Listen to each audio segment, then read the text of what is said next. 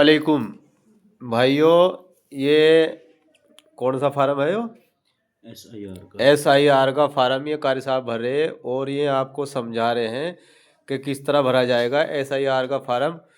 और जो है ना इसी तरह भरना भाई, सबको ध्यान से सुन लियो। बताओ जी कारी साहब। ये तो भाई जिस तरह मेरा है ये शुरू में तो यहाँ डेट ऑफ बर्थ आएगी, ठीक जन्म है जी। जी। उसके बाद में आधार की संख्या आएगी, यहाँ आधार नंबर। उसके बाद के मोबाइल नंबर आएगा। फिर अभिभावक, उसके पिता का नाम आएगा। उसके बाद में एपिक संख्या आएगी, उसके नीचे पिता के नाम के नीचे एपिक संख्या आएगी। एपिक संख्या मतलब पहचान पत्र का नंबर। जी, पहचान पत्र का जो नंबर होता है दो, वो इसके नीचे आएगा। ठीक है उसके जी। बाद में यहाँ माता का नाम आएगा। उसके बाद माता के नाम के नीचे एपिक संख्या आएगी। फिर अगर जो शादीशुदा हजरात हैं उनकी जो वाइफ है उसका नाम आएगा, उसके नीचे उसकी एपिक संख्या आएगी। ठीक है जी। ये तो उनका है, ये पहले कॉलम के अंदर भरना है। यहाँ नीचे जो दो कॉलम दिए हैं, एक राइट साइड में है, एक लेफ्ट में। जी। जिनका 2003 की लिस्ट में नाम है वो यहाँ इसको भरेंगे, और जिनका नहीं है वो इस कॉलम को भरेंगे, राइट साइड वाले को।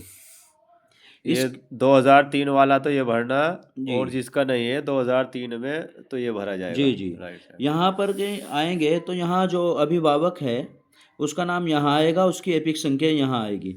फिर उसके पिता का नाम यहाँ आएगा। संबंध में उसको यहाँ पिता लिखना है, और फिर जिला लिखना है अपना जहाँ के वो रहने वाले हैं, फिर राज्य का नाम है, और फिर विधानसभा का नाम लिखना है जो उनसे क्षेत्र के अंदर उनकी विधानसभा पड़ती है। ये इसका यहाँ पर क्रम संख्या लिखनी है, यहाँ भाग संख्या है, और यहाँ विधानसभा निर्वाचन क्षेत्र की संख्या लिखनी है। ठीक है जी। और इसमें फोटो, इसमें ये एक ऊपर फ़ोटो यहाँ लगेगा। ये दो फॉर्म हैं, दोनों फॉर्म के अंदर एक फ़ोटो यहाँ लगेगा, एक दूसरा उसके दूसरे पीछे वाले में दूसरा लगेगा। फॉर्म यानी कि लिस्ट लगेगी या फॉर्म ही है दूसरा? दूसरा फॉर्म है, उस पर इसी तरह का एक फॉर्म और है। ये दो फॉर्म भरे जाएंगे। अच्छा यहाँ फ़ोटो लगेगा। इसमें दूसरा जो फॉर्म है उस पर भी यही यहाँ पर फ़ोटो लगेगा एक। अच्छा।